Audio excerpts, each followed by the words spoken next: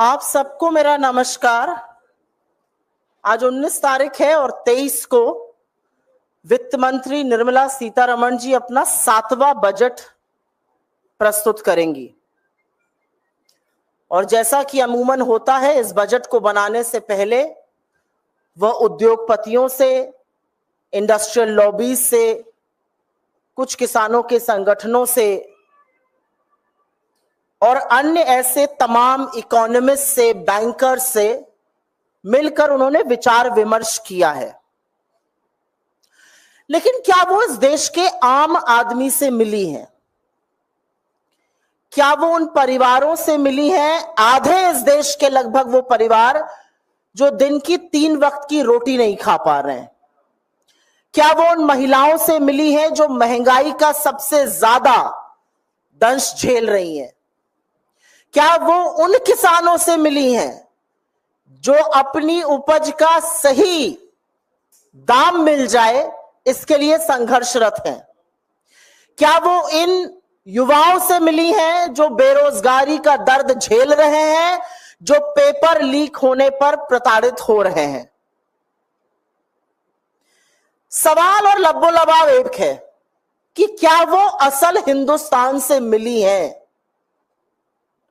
और यह स्पष्ट है कि वो उनसे नहीं मिली हैं। और यह भी स्पष्ट है कि बजट हर बार की तरह चंद पूंजीपतियों को और अमीर बनाने के लिए और मोनोपोलीज क्रिएट करने के लिए बनाया जा रहा है। तो क्योंकि वो 60, 70, 75% इस देश से नहीं मिली हैं और इन्हीं लोगों की समस्याओं का समाधान करना बजट का काम होता है, तो कुछ असलियतें हैं जिनसे मोदी सरकार को, जिनसे वित्त मंत्री को अवगत करा देना चाहिए। एक छोटी सी कहानी है, एक छोटा सा वाक्य है, एक छोटा सा असलियत है इस देश की, जो हर कोने की असलियत है, जो बयां करती है, उसी को कहकर शुरू करती हूं। मार्च 2024 उत्तर प्रदेश के झांसी के रहने वाले किसान पुष्पेंद्र, छोटा सा उनका खेत था जो अमूमन किसानों का होता है, वहां पर मटर और गेहूं लगाते थे। हर किसान की तरह लगातार वो भी नुकसान झेल रहे थे और हर किसान की तरह उनकी आमदनी घट रही थी, उनका खर्चा बढ़ रहा था, क्योंकि खेती के उपक्रम पर जीएसटी है, डीजल महंगा है, खाद महंगी है, कीटनाशक महंगा है। तो उनके ऊपर करीब 1,04,000 का लोन हो गया। वो ये ऋण चुका नहीं पाए और उन्होंने अंत में थक हार कर आर्थिक तंगी के चलते आत्महत्या कर ली। फसल बर्बाद हो गई, मौसम खराब हुआ, ऋण बहुत था सर पे 1,04,000 का। वो पूंजीपति तो थे नहीं जिनका 16 लाख करोड़ माफ हो जाता, तो उन्होंने थक हार करके आत्महत्या कर ली।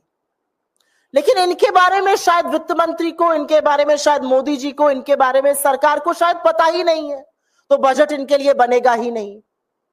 इस देश के 48% परिवार कहीं ना कहीं आर्थिक तंगी का सामना कर रहे हैं। ये मेरे आंकड़े नहीं है, ये लोकल सर्कल्स का आंकड़ा है, व्यापक सर्वे उन्होंने किया है। आय पहले की अपेक्षा में कम हुई है, लोग बचत का सहारा, जो पहले की बचत थी उसका सहारा लेके जीवन यापन कर रहे हैं, खर्च कम होने का नाम नहीं ले रहा है। और आज देश की हालत आमदनी 98 और खर्चा रुपया हो गया है। रोटी महंगी है, कपड़ा महंगा है, शिक्षा महंगी है, बिजली महंगी है, ट्रांसपोर्ट महंगा है, ये खर्च बढ़ते चले जा रहे हैं और विवश है परिवार अपनी भविष्य की जमा पूंजी को खर्चने के लिए।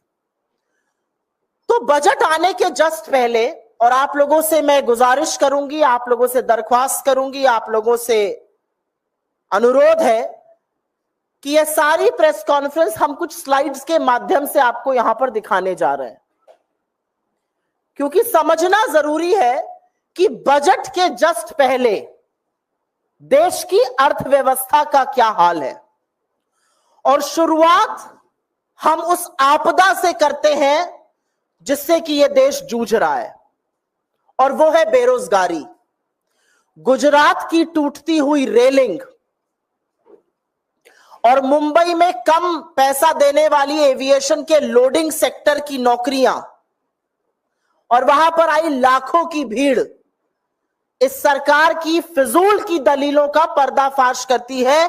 भयावह बेरोजगारी से हमारा देश जूझ रहा है। आंकड़े आपके सामने हैं, पहली वाली स्लाइड पे जाइए।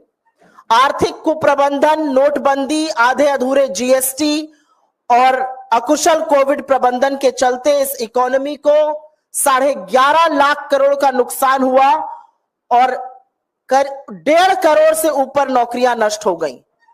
मोदी जी के कार्यकाल में यह स्लाइड जरूर देखिएगा, करीब करीब 3 लाख केंद्रीय पीएसयूज की सरकारी नौकरियां नष्ट हुई हैं। जो संविदा पर काम करते थे, अगली स्लाइड प्लीज, जो संविदा पर काम करते थे उनकी संख्या 2013 में 19% थी, वो 2022 में जो लास्ट ऑफिशियल आंकड़ा है बढ़ के 43% हो गई। ये आपदा है हमारे वक्त की, लेकिन अब मोदी जी इतनी लंबी फेंक रहे हैं कि आप लपेट ही नहीं सकते। उन्होंने 8 करोड़ रोजगार दे दिए। किसको दिए, कहां दिए, कहां है ये नौकरियां? क्यों इतना छुपाकर, क्यों इतना ढककर दी गई, किसी को पता ही ना चला? ना नौकरी करने वाले को पता चल रहा है, ना देने वाले को पता चल रहा है। इस देश में एक और बहुत बड़ी आपदा है और वो है आर्थिक असमानता। आज हमारे देश में आर्थिक असमानता की जो दर है वो ब्रिटिश राज, ब्रिटिश हुकूमत के वक्त से भी बदतर है। इस देश की 1% आबादी, और अगर आप उस ग्राफ को ध्यान से देखिएगा, जो लास्ट वाला ग्राफ है, वो 1% आबादी का इस देश की वेल्थ, 40% वेल्थ पर आधिपत्य है। और इस देश की आधी आबादी की वेल्थ भी आप क्लियरली देख रहे हैं, जो पहला ग्राफ है। इतना अंतर है, इतनी बड़ी खाई है, इतनी बड़ी आर्थिक असमानता है। इस देश का अमीर और अमीर हो रहा है, इस देश का गरीब और गरीब हो रहा है। क्या बजट इस खाई को पाटने के लिए कुछ करेगा? अगली मार, और ये मार आप चाहे अमीर हो, चाहे गरीब हो, चाहे मध्यम वर्ग के हो, चाहे काम करते हो या ना करते हो, इसका दंश हम सब झेल रहे हैं, और वो है महंगाई। और मैंने बार बार इस मंच से कहा है, महंगाई के ग्राफ पे जाइए, मैंने बार बार इस मंच से कहा है कि सखी सैया तो नईखे कमात है, महंगाई डायन खाए जाते। आपको आंकड़ों में उलझाया जाएगा, लेकिन असलियत यह है कि फूड इन्फ्लेशन इस सरकार की नाक के नीचे लगातार 9% के ऊपर बना हुआ है। लास्ट रीडिंग जून की 9.5%, 10% के आसपास फूड इन्फ्लेशन है। सब्जियों के दाम में करीब करीब 30% की बढ़ोतरी हुई है। अमीर को शायद फर्क ना पड़ता हो, लेकिन गरीब की थाली से आपने सब्जी भी गायब करने का काम किया है। और महंगाई हर तरफ है। महंगाई ट्रांसपोर्ट में है, कपड़ा महंगा है, उस पर जीएसटी है, स्कूल की फीस दुगनी हो गई है, इस तरह की महंगाई है। तो महंगाई से लोगों की कमर तोड़ने का काम किया। क्या ये बजट महंगाई को एड्रेस करेगा? उसके बाद उपभोग, कंजम्पशन। कंजम्पशन हमारी इकोनॉमी का 2/3, 60% हिस्सा है। जो चीजें आप खरीदते हैं, चाहे वो खाने पीने की चीजें हो या अन्य वस्तुएं हो, साबुन, तेल, कंघी, चप्पल इत्यादि।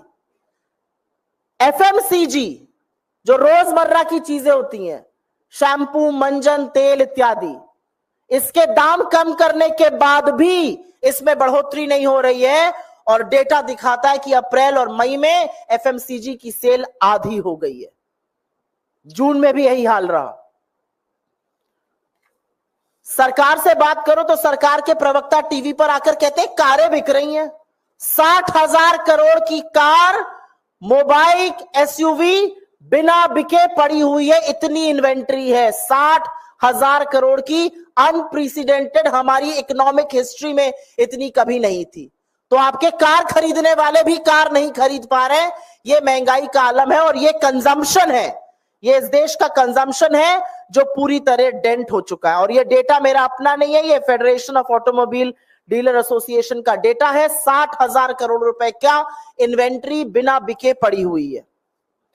अगली बात, और मुझे लगता है इस सबसे हम कहीं ना कहीं, ना भी कहें, इज्जत बचाने के लिए झेल रहे हैं, और वो है हम सब पर बढ़ता हुआ कर्ज और घटती हुई बचत। Please go to the next slide. असलियत यह है कि हिंदुस्तान में एक सेविंग का कल्चर है। बचपन से सिखाया जाता है 10 रुपए कमाओ तो 2 तो बचाओ, और ये कल्चर एक है, और इस कल्चर ने हमारी इकोनॉमी को बड़ा सुदृढ़ रखा है। लेकिन इतना दंश महंगाई का, बेरोजगारी का, कम आय का हम झेल रहे हैं कि आज घरेलू ऋण जो 25% जीडीपी से कभी क्रॉस नहीं किया, वो 41% के पास है। घरेलू ऋण 41%, 41% ऑफ जीडीपी है, और सेविंग घटकर 6% से कम ऑफ जीडीपी पर आ गई है। ये 50 साल में सबसे कम आंकड़ा आया था। और टैक्स की मार तो बेशुमार है। एक लॉबी आती है जब बजट आने लगता है, हमारा इनकम टैक्स कम कर दीजिए। टैक्स हर व्यक्ति देता है, चाहे गरीब हो चाहे अमीर हो, हर व्यक्ति इस देश का टैक्स देता है। और असलियत यह है कि इस देश का गरीब हमसे और आपसे ज्यादा टैक्स दे रहा है। इस देश के आधी आबादी जो सबसे गरीब है, वो जीएसटी का 64%, जो कुल जीएसटी आ रहा है उसका 64% वो लोग दे रहे हैं। पेट्रोल और डीजल की वसूली तो आपको पता ही है। 5 बड़ी बड़ी कंपनियां हैं, उन 5 बड़ी कंपनी ने $5.5 बिलियन, करीब 900 अरब रुपए की बचत की सस्ता रूसी तेल लाकर। लेकिन क्या आपका डीजल और पेट्रोल सस्ता हुआ? यह है, और इसका फलसफा है कि आज आप पर ऋण कहीं ज्यादा है और आपकी बचत खोखली हो रही है। लोग अपनी भविष्य की जमा पूंजी खर्चने को मजबूर हैं।